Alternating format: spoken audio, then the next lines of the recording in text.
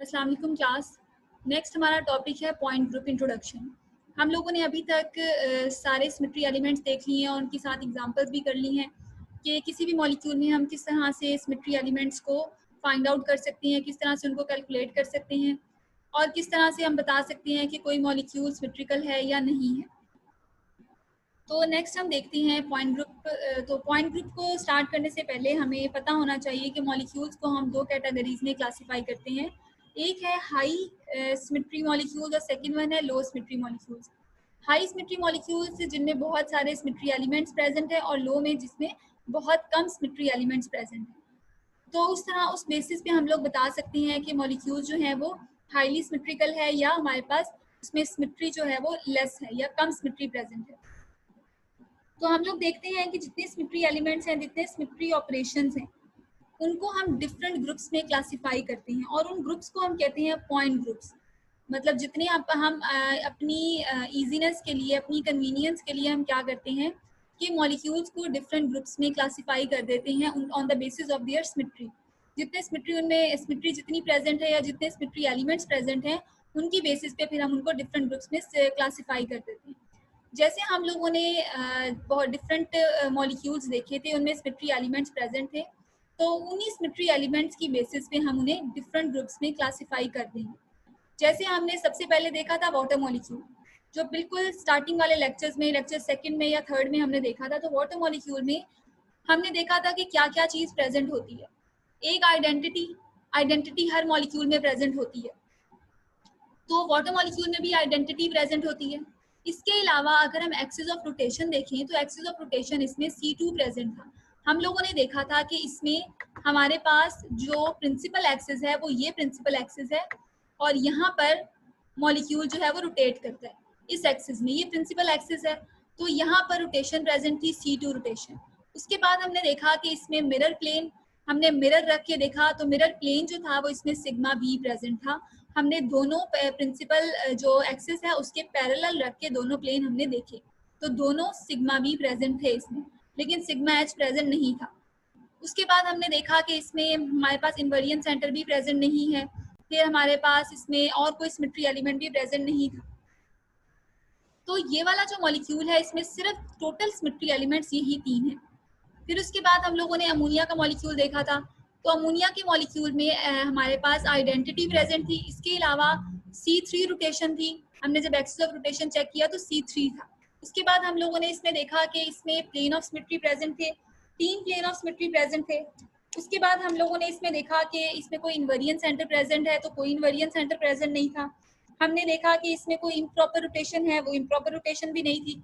तो टोटल हमारे पास इसमें और ना कोई इसमें प्लेन ऑफ सिमेट्री में जो हमारे पास परपेंडिकुलर प्लेन था उसमें कोई रोटेशन, कोई उसमें सिमेट्री नहीं आ रही थी। तो यहाँ पर सिर्फ 3 सिमेट्री एलिमेंट प्रेजेंट थे।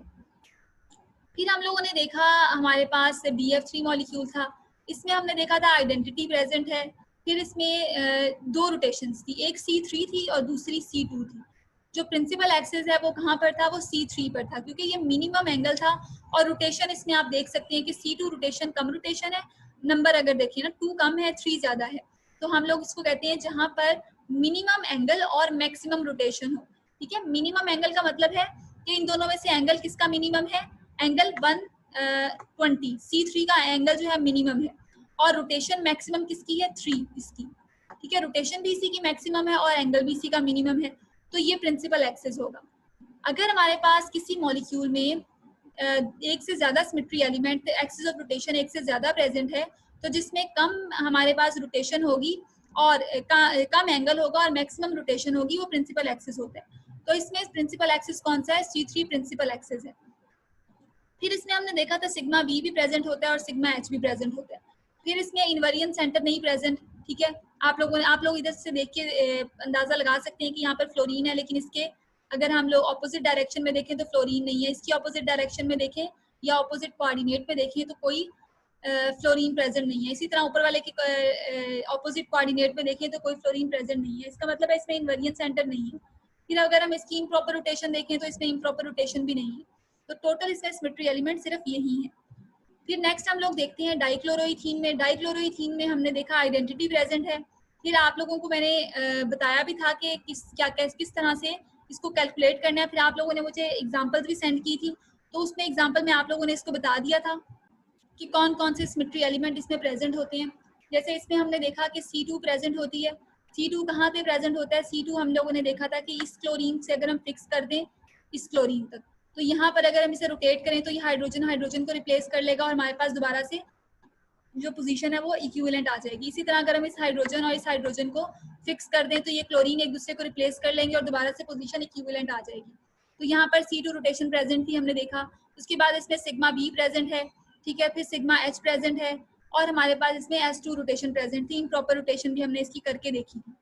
तो इस तरह हर मॉलिक्यूल में डिफरेंट सिमेट्री एलिमेंट प्रेजेंट होते हैं और किसी भी मॉलिक्यूल को इतने सारे सिमेट्री एलिमेंट से हम लोग अगर आइडेंटिफाई करें तो वो बहुत मुश्किल काम हो जाता है। तो उसको हमने इजी करने के लिए इनको ग्रुप्स में डिवाइड कर दिया, उनको हम कहते हैं पॉइंट ग्रुप्स। तो नेक्स्ट हम देखते हैं कि किस किस पॉइंट ग्रुप में हमने एलिमेंट्स को क्लासिफाई किया है। फर्स्ट वन हमारे पास आता है C1। ये फर्स्ट पॉइंट ग्रुप है। अगर कोई भी मॉलिक्यूल जिसमें कोई सिमेट्री एलिमेंट प्रेजेंट नहीं है, सिर्फ और सिर्फ क्या है, आइडेंटिटी प्रेजेंट है, उसे हम कहते हैं कि वो C1 कैटेगरी में फॉल कर रहा है। तो C1 कैटेगरी में हाईली अनसिमेट्रिकल मॉलिक्यूल्स प्रेजेंट होते हैं जिनमें हमारे पास कोई भी सिमेट्री एलिमेंट प्रेजेंट नहीं होगा सिवाय आइडेंटिटी के। तो इस तरह के मॉलिक्यूल C1 कैटेगरी में आते हैं। उसके बाद आ जाता है CN कैटेगरी। CN कैटेगरी में मॉलिक्यूल्स में आइडेंटिटी के अलावा कोई और रोटेशन प्रेजेंट होती है, जैसे C2 रोटेशन है, ठीक है, या अगर आइडेंटिटी के साथ C3 रोटेशन है या आइडेंटिटी के साथ C4 रोटेशन है, एक साथ नहीं होगी। ऐसा नहीं होगा कि मॉलिक्यूल में C2 रोटेशन भी है साथ में C3 रोटेशन भी है, तो ऐसा नहीं होगा। मॉलिक्यूल में सिर्फ और सिर्फ आइडेंटिटी के साथ सिर्फ एक ही रोटेशन होगी, या तो C3 हो सकती है या C2 हो सकती है या C3 हो सकती है या C4 हो सकती है।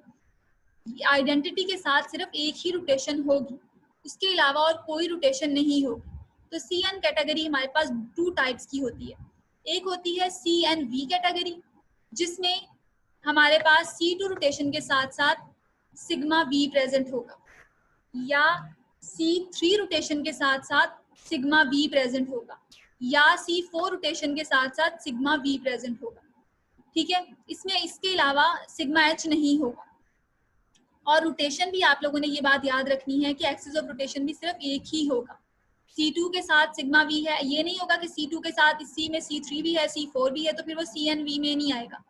तो जैसे वाटर मॉलिक्यूल है, ठीक है, वाटर मॉलिक्यूल में हमने देखा कि आइडेंटिटी है, साथ में C2 है और साथ में सिग्मा V है, जितने मर्जी सिग्मा V हो सकते हैं, ठीक है। आइडेंटिटी है, C2 है और 2 सिग्मा V हैं, जो या 4 5 6 जितने मर्जी सिग्मा V हो सकते हैं, लेकिन ये 3 चीजें होनी चाहिए, आइडेंटिटी, C2V और सिग्मा V।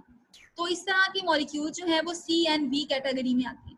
अब हम क्या करते हैं, जब हमने वाटर मॉलिक्यूल का पॉइंट ग्रुप लिखना होगा तो हम कहेंगे कि CNV है। तो N क्या है यहाँ पर, आप खुद देखिए, वाटर मॉलिक्यूल में N क्या है, C2।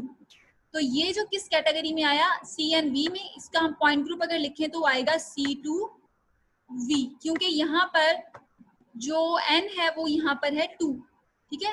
एक्सिस ऑफ रोटेशन यहाँ पर 2 है तो यहाँ पर C2V। वाटर मॉलिक्यूल का पॉइंट ग्रुप हमारे पास होता है C2V। इसी तरह अमोनिया भी इसी कैटेगरी में आता है। अमोनिया में देखिए हमारे पास आइडेंटिटी है, C3 है और सिग्मा V है, तीनों चीजें प्रेजेंट है। तो इसका जो पॉइंट ग्रुप होगा वो हमारे पास होगा C3V। हम यहाँ पर 3 क्यों लिख रहे हैं, क्योंकि यहाँ पर जो एक्सिस ऑफ रोटेशन है वो 3 है, तो इसका एक्सिस ऑफ रोटेशन आ गया हमारे पास 3। हम इसको इसी कैटेगरी में लिखते हैं CNV में, तो इसका पॉइंट ग्रुप आ गया C3V। उसके बाद CN को हमने एक तो ये कहा कि CNV में हो सकता है और सेकंड CNH हो सकता है, ठीक है। CNH में क्या होगा कि हमारे पास मॉलिक्यूल में सिग्मा V के साथ साथ सिग्मा H भी होगा, तो हम लोग सिग्मा H को प्रेफर करेंगे, सिग्मा V को प्रेफर नहीं करेंगे। अगर मॉलिक्यूल में सिग्मा V भी है और सिग्मा H भी है तो हम सिग्मा H को प्रेफर करेंगे। अगर मॉलिक्यूल में सिर्फ सिग्मा V है तो फिर हम सिग्मा V ही लिखेंगे, और अगर सिग्मा H है तो हम ये NH ही लिखेंगे। मतलब हमने मॉलिक्यूल में रोटेशन लिखी है, एक्सिस ऑफ रोटेशन और प्लेन ऑफ सिमेट्री, इन दोनों की बेसिस पे इसको CNV का नेम दिया है। तो यहाँ पर रोटेशन हमारे पास जब H होगी तो हम कहेंगे कि यहाँ पर मॉलिक्यूल में CNH रोटेशन या CNH पॉइंट ग्रुप है। तो इसमें आइडेंटिटी है C2 है और साथ में सिग्मा H है, या इस तरह हो सकता है आइडेंटिटी है C3 है और सिग्मा H है, या आइडेंटिटी है C4 है और सिग्मा H है। जैसे ये हमारे पास है डाइक्लोरोइथीन, इसमें आइडेंटिटी है, इसके अलावा 2 C2 हैं, 2 सिग्मा V हैं, फिर सिग्मा H भी है और S2 भी है। तो ये वाला मॉलिक्यूल जो है ये किस कैटेगरी में आया? CNH में। तो इसको हम लोग क्या लिख सकते हैं? अब रोटेशन क्या है इसकी? 2, तो इसका पॉइंट ग्रुप क्या होगा? C2H। ठीक है, जो हमारे पास डाइक्लोरोइथीन है ट्रांस में, तो उसका क्या होगा पॉइंट ग्रुप? C2H। नेक्स्ट हम देखते हैं CS। ठीक है, ये नेक्स्ट पॉइंट ग्रुप है CS। कोई भी मॉलिक्यूल जिसमें आइडेंटिटी है और साथ में सिग्मा प्रेजेंट है, ठीक है, प्लेन ऑफ सिमेट्री प्रेजेंट है, उसे हम लिखते हैं CS ग्रुप में। कि उसमें सिवाय प्लेन ऑफ सिमेट्री के और कोई एलिमेंट प्रेजेंट नहीं है। ठीक है, आइडेंटिटी क्योंकि हर चीज में प्रेजेंट है तो उसको तो हम लोग लिख रहे हैं आइडेंटिटी, साथ में प्लेन ऑफ सिमेट्री है। कोई भी हो सकता है वो हमारे पास वर्टिकल भी, हॉरिजॉन्टल भी, मतलब परपेंडिकुलर भी हो सकता है और पैरेलल भी हो सकता है, दोनों में से कोई भी हो सकता है। तो सिग्मा V भी हो सकता है, सिग्मा H भी हो सकता है, लेकिन और कोई सिमेट्री एलिमेंट प्रेजेंट नहीं है, उसे हम कहते हैं कि वो CS कैटेगरी में आता है। ठीक है, तो वो हमारे पास इसमें आ जाती है पायरिडीन, इसके अलावा हाइपोक्लोरस एसिड, थाइनाइल क्लोराइड, इस तरह के जो मॉलिक्यूल्स हैं वो आ जाते हैं CS कैटेगरी में। अब हमने सिग्मा V या सिग्मा H को क्यों नहीं कहा, आइडेंटिफाई क्यों नहीं कर दिया या स्पेसिफाई क्यों नहीं कर दिया कि सिग्मा H है या सिग्मा V है? क्योंकि यहाँ एक्सिस ऑफ सिमेट्री नहीं होगी, तो यहाँ पर जब एक्सिस ऑफ सिमेट्री नहीं होगी तो हम लोग उसके परपेंडिकुलर या उसके पैरेलल की बात नहीं करेंगे। तो यहाँ पर हम सिंपल सिग्मा की बात करेंगे, प्लेन ऑफ रिफ्लेक्शन की बात करेंगे। तो जिसमें सिर्फ आइडेंटिटी और प्लेन ऑफ रिफ्लेक्शन होगा या प्लेन ऑफ सिमेट्री होगी, उसे हम कहते हैं CS कैटेगरी। नेक्स्ट आ जाती है CI कैटेगरी। CI कैटेगरी में क्या होता है कि मॉलिक्यूल में सिर्फ आइडेंटिटी के अलावा इनवेरिएंट सेंटर प्रेजेंट होगा और कुछ भी नहीं होगा।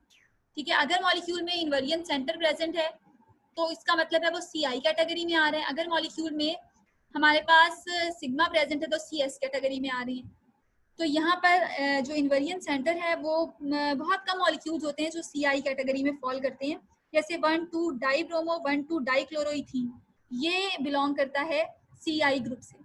ठीक है, इसमें हमारे पास सिर्फ इनवेरिएंट सेंटर होता है, इसके अलावा और कोई सिमेट्री एलिमेंट प्रेजेंट नहीं है, तो वो CI कैटेगरी से बिलोंग करता है।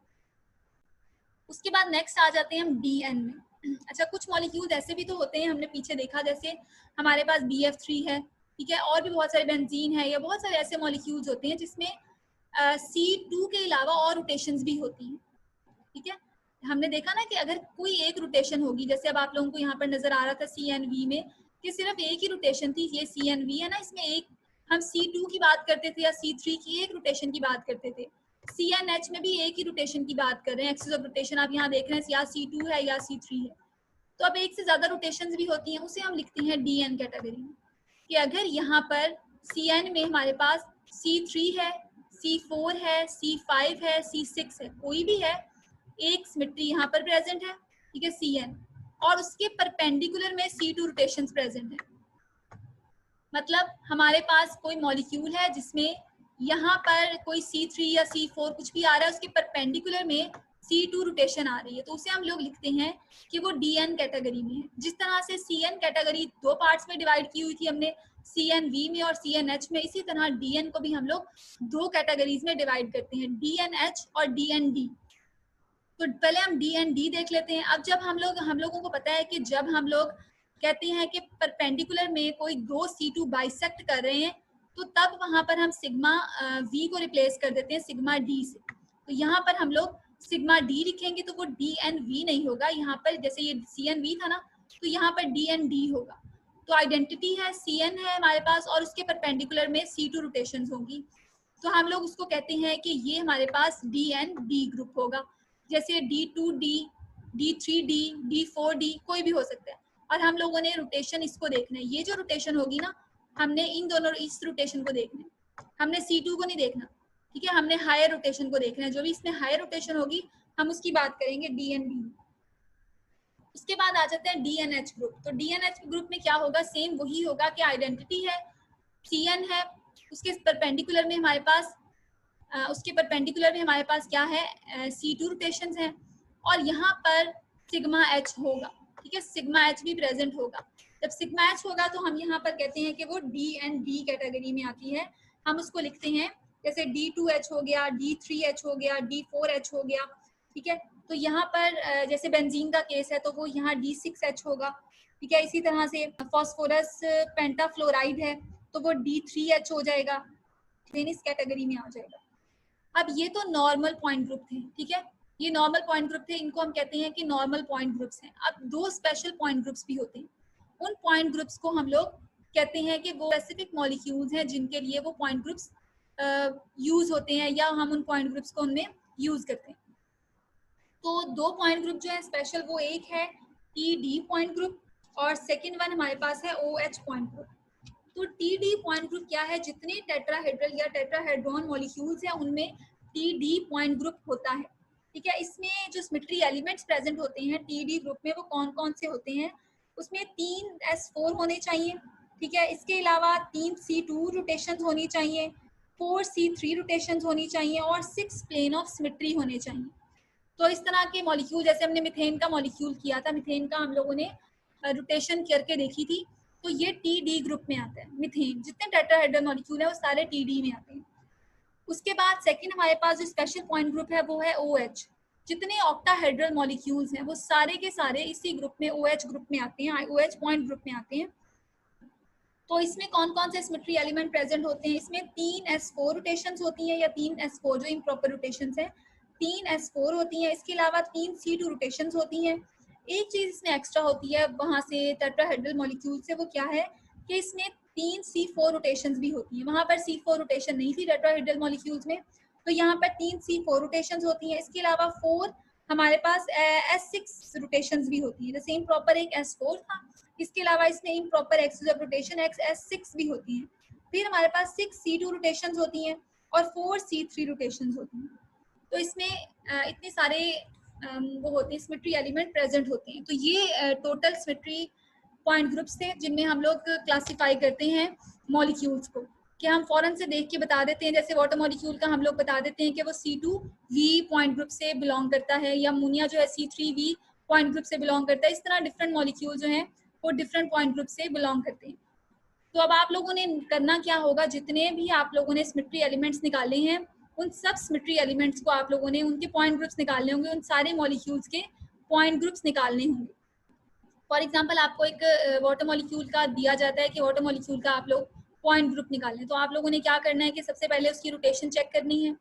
फिर आपने उसके सिमेट्री एलिमेंट्स, रोटेशन कौन कौन सी, सारे सिमेट्री एलिमेंट चेक करनी है। Rotation, axis of rotation check करनी है, प्लेन ऑफ रिफ्लेक्शन चेक करना है, फिर इम्प्रॉपर रोटेशन, फिर इन्वर्जन सेंटर, मतलब आप लोगों ने सारे सिमेट्री एलिमेंट्स उसमें फाइंड आउट करने हैं। उसके बाद फिर आपने उसका पॉइंट ग्रुप निकालना है, डिसाइड करना है कि वो कौन सा पॉइंट ग्रुप है, उसमें कौन से पॉइंट ग्रुप से बिलोंग करता है। फिर आपने उसके सारे सिमेट्री एलिमेंट्स के बाद उसका पॉइंट ग्रुप लिखना है। तो ये पॉइंट हमें पता लग जाएगा कि वो मॉलिक्यूल कौन से पॉइंट ग्रुप से बिलोंग कर रहा है, ठीक है। तो ये आपका सारा आज का लेक्चर था, और अगर कोई क्वेश्चन वगैरह है तो आप लोग मुझसे पूछ सकते हैं। नेक्स्ट लेक्चर में हम लोग इसकी एग्जांपल्स देखेंगे। जो एग्जांपल्स आप लोगों ने मुझसे पूछी थी वो सारी एग्जांपल्स हम 1 बाय 1 करते जाएंगे और उनकी सबके पॉइंट ग्रुप्स भी निकालते जाएंगे।